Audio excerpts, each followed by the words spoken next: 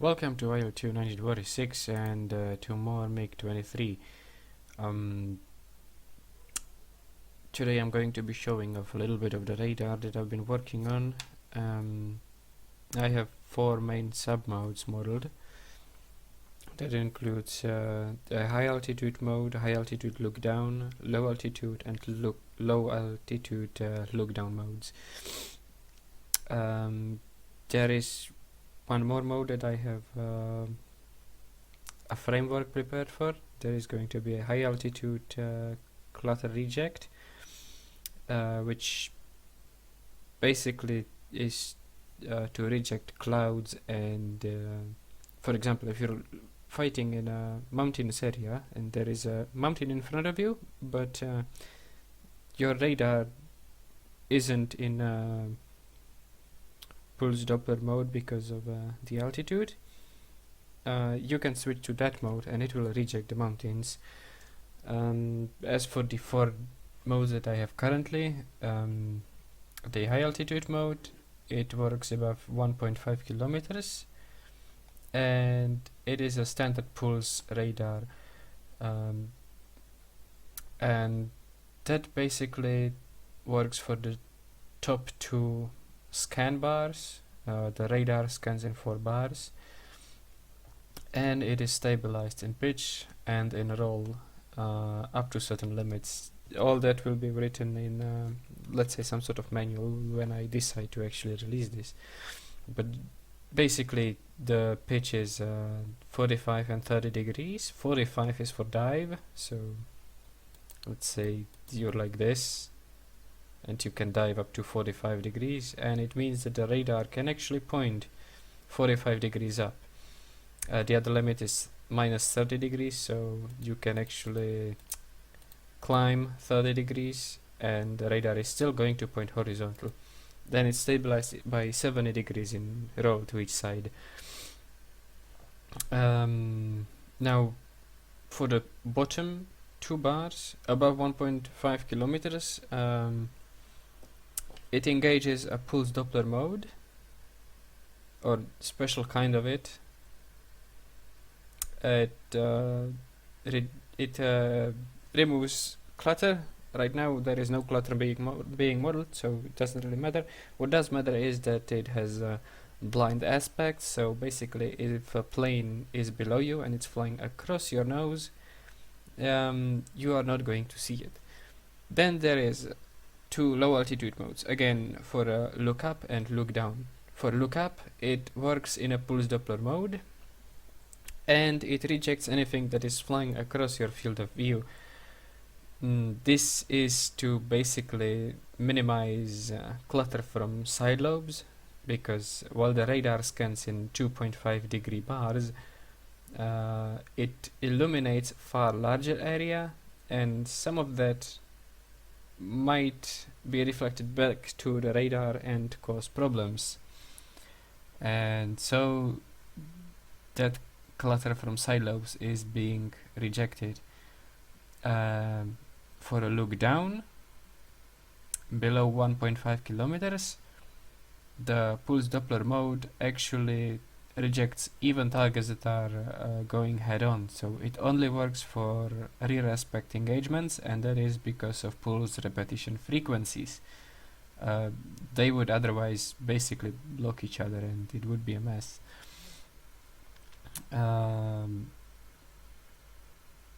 What else?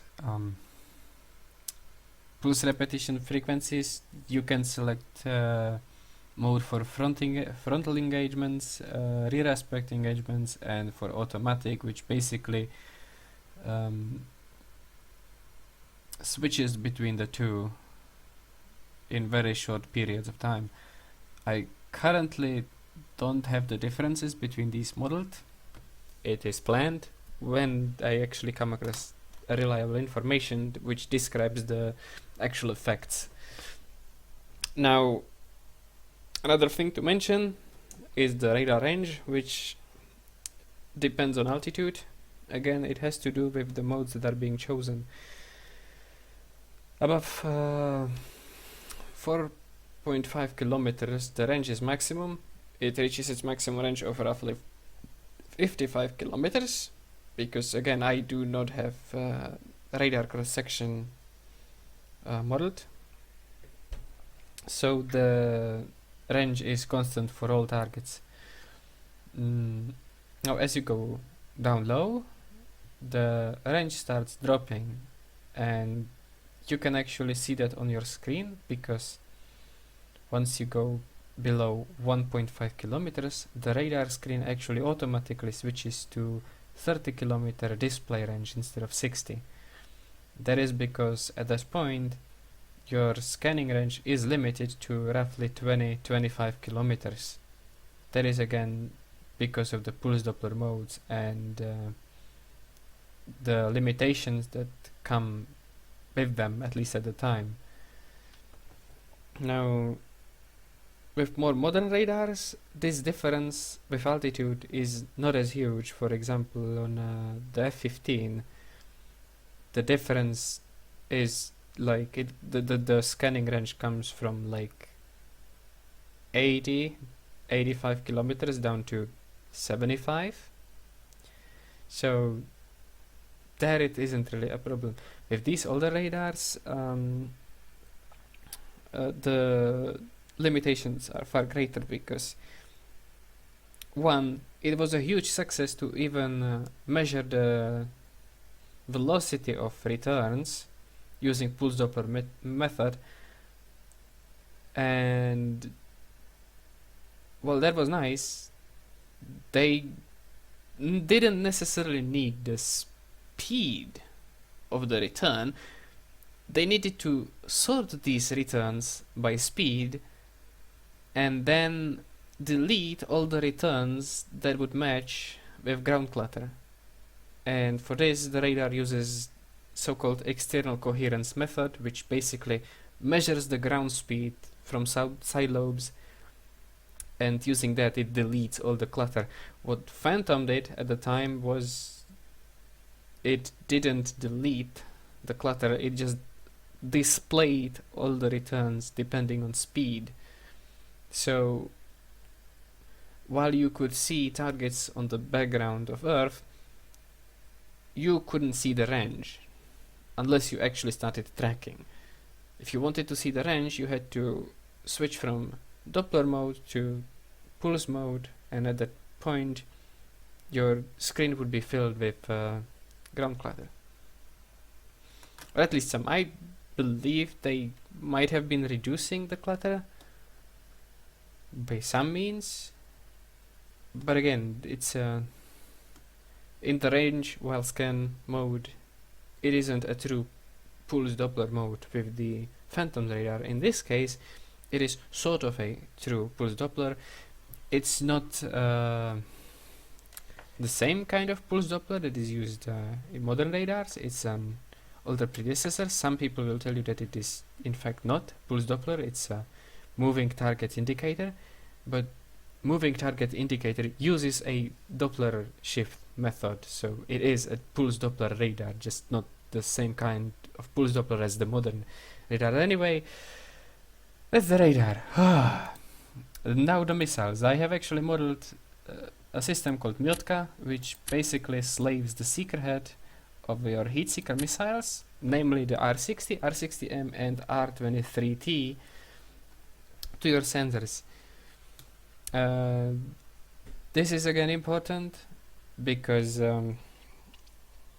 you know, the field of view of a missile is fairly narrow in case of these missiles, and the theory was that you would lock a target with your sensors and then tell the missile to look in the same direction, so that you would have an indication of where the target is, and the missile would be actually able to attack targets that are not perfectly bore-sighted with your aircraft. Now again, this was a huge step up from the earlier missiles such as R3S and R13M, which couldn't do this, and that, coupled with the better maneuverability of the missiles, allowed you to engage maneuvering targets. Now here we can see the missile, the V1 starting. That's going to be the target for today's showcase. I'm gonna start up the engine, bring the flaps down, and bring the plane to take off. Turn left over the sea and intercept the target. While the target is speeding up, I might actually show you on map where we are. Again, it's near Kacha. It's an actual Russian or Soviet base, which I have modeled for this map, which I'm using for showcases. I'm not going to release this map. I'm saying this immediately before anybody asks. There is actually a map of this area or the Black Sea being modeled. It looks far better than mine, so there you go. Now I'm going to turn on the radar. Here you can see the strobes showing me the distance and azimuth for locking a target, and I can bring the plane around and start looking for the target. To do that, I actually have delta H, which means that I can bring the radar up from the horizon by 6 degrees or down by 4 degrees below the horizon. Now for now I'm gonna bring it up by half a degree as the target is climbing slowly. I'm gonna point myself in the direction that the target has flown, and hopefully, yes, there is a return.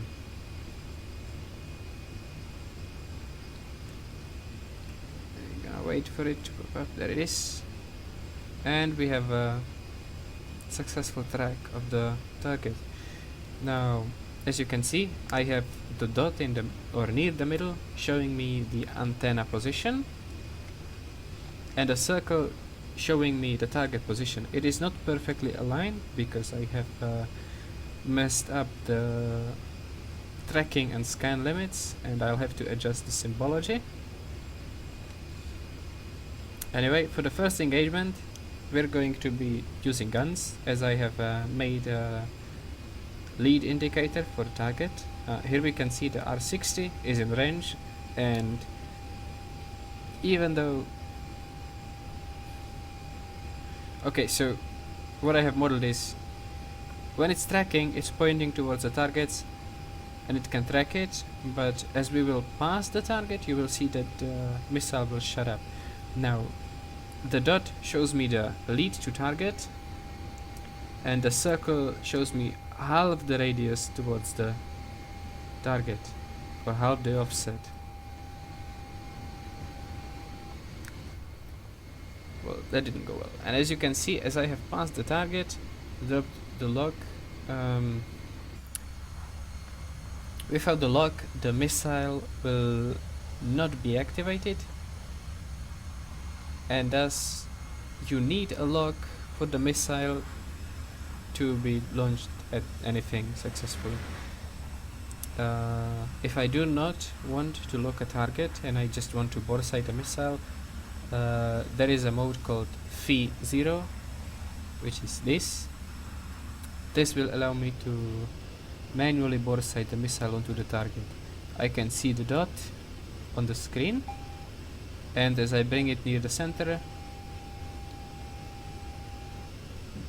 the missile locks. Now if I bring back just the radar, nothing. I have to actually lock it. For that I'm going to use the TP.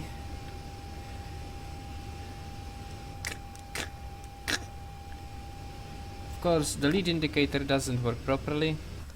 It's not calibrated right, and there are problems with angular speed compensation.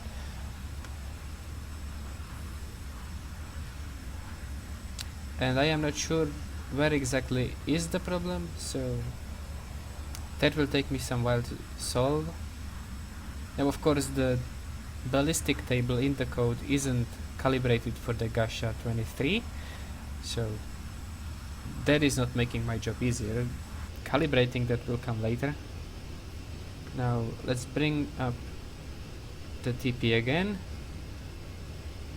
put it over the target so that the target return is in the middle, more or less. Log him, and I can launch an R60 and hit the target, but seems like it wasn't enough. We'll come around for another shot, this time with the R-23R, which, let's switch to it now. The R-23 actually requires the radar to be in a single target track, meaning high power mode. When it's coupled with the TP, it's actually illuminating the target in a extremely low power mode, so that it doesn't actually trigger the radar warning receiver, etc, etc. It's only used for ranging, not actually tracking the target. Okay, let's lock him with TP. Switch to radar, and we can see in the bottom of the screen, that's here, we have the launching permission. So let's lead the target a bit, launch the missile and watch it track the target. It did reach the target but exploded prematurely. Let's launch another one, and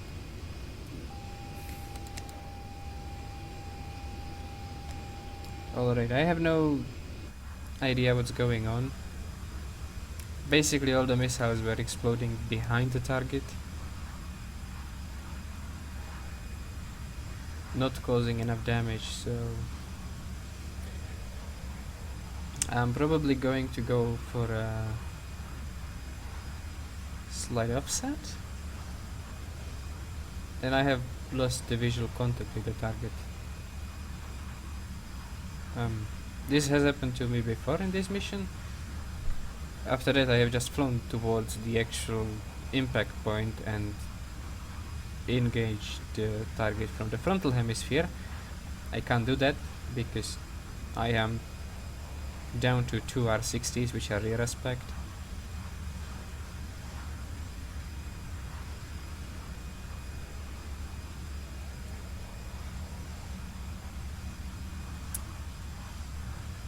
Well, at least we know that the target is going to be somewhere at 3.5 kilometers. Going to switch to radar.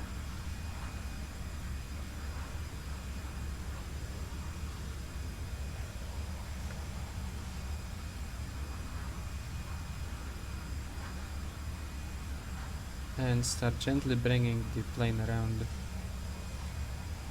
and slightly below the target.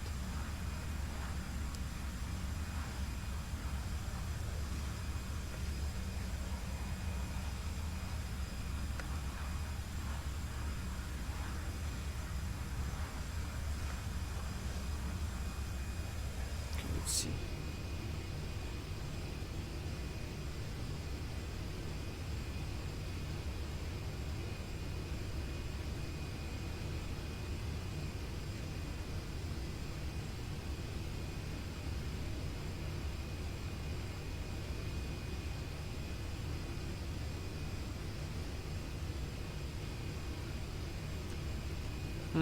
There we go. He's slightly off to our left. Roughly, what was it, like 20 kilometers away. There he is in the fourth bar. There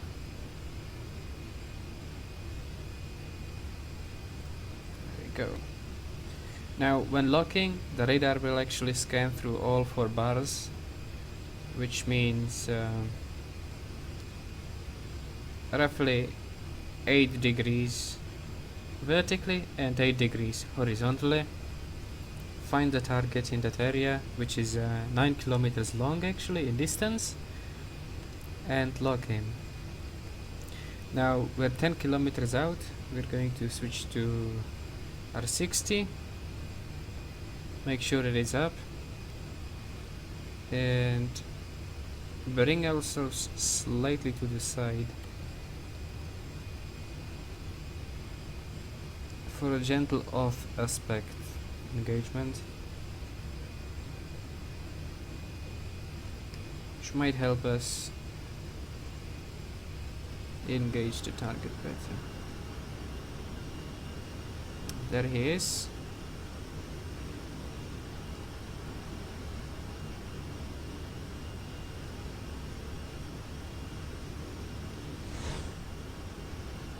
We're supersonic. Lock with the missile.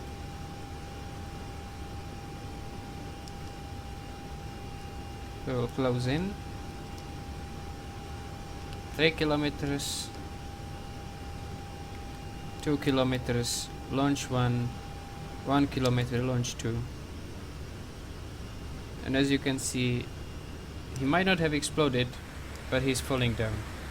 Well, at least there's that. And with that, this showcase of the radar system RP-23D is over. Thank you for watching.